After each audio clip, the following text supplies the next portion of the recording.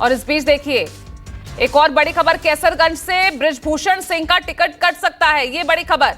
और इस बार बृजभूषण सिंह के बेटे को टिकट मिल सकती है, क्योंकि कैसरगंज से अब तक बीजेपी ने भी अपने पत्ते नहीं खोले हैं।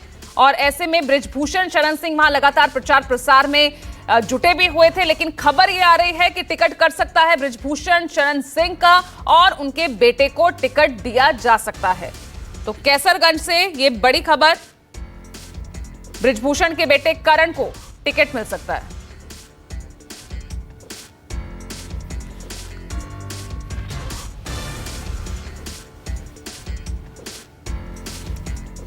चलिए, मेरे साथ मेरे दो सहयोगी जुड़ गए हैं। वरिष्ठ सहयोगी संजीत त्रिवेदी हमारे साथ है और साथ ही अशोक तिवारी भी। जितनी निगाहें अमेठी और रायबरेली पर है अशोक, उतनी ही निगाहें कैसरगंज पर भी है, क्योंकि बीजेपी ने इस सीट पर भी अब तक उम्मीदवार की घोषणा नहीं की। और खबर यह आ रही है कि बृजभूषण को टिकट ना देकर उनके बेटे को टिकट दी जा सकती है।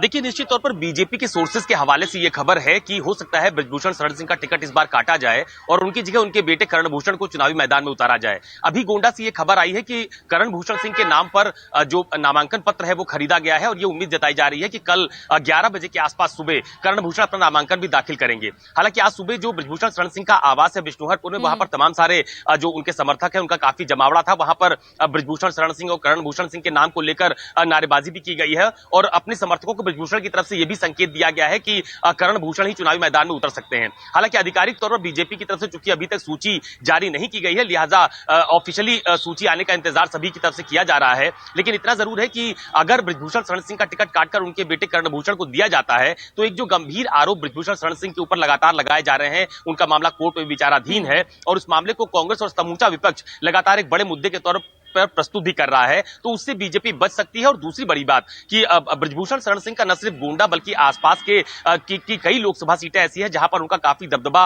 और खासा प्रभाव माना जाता है। लिहाजा बीजेपी ये भी चाहती होगी कि उनकी नाराजगी भी ना उठानी पड़े और उनके परिवार में अगर किसी को टिकट दिया जाता है तो वो सीट भी आसानी से जीत सकते हैं, क्योंकि काफी आप कह सकते हैं खासा प्रभाव उनका आसपास और कैसरगंज लोकसभा सीट पर माना जाता रहा है। तो अब इंतजार इसी बात का किया जा रहा है कि शायद आज दोपहर के बाद या शाम तक बीजेपी की तरफ से जो सूची जारी की जाएगी उसमें कैसरगंज लोकसभा सीट पर भी उम्मीदवार के नाम का आधिकारिक तौर पर ऐलान कर दिया जाएगा, क्योंकि कल ही नामांकन की अंतिम तारीख है और आज शाम तक ही उसके वहां पर नामों को की जो सूची भेजी गई थी उसमें उनको आधिकारिक तौर पर बीजेपी को उनके नाम का ऐलान भी करना बाकी है। इस बीच में एक और बड़ा घटनाक्रम है। अमित शाह आज उत्तर प्रदेश के 3 जनपदों के दौरे पर हैं और आज देर शाम वो लखनऊ में जो बीजेपी का प्रदेश मुख्यालय है वहां पर संगठन को लेकर और बची हुई सीटों को लेकर एक बड़ी बैठक भी प्रदेश के जो पदाधिकारी है उनके साथ करने वाले हैं। तो उसमें कैसरगंज की सीट भी शामिल है जिसको लेकर काफी कुछ चर्चा होनी है।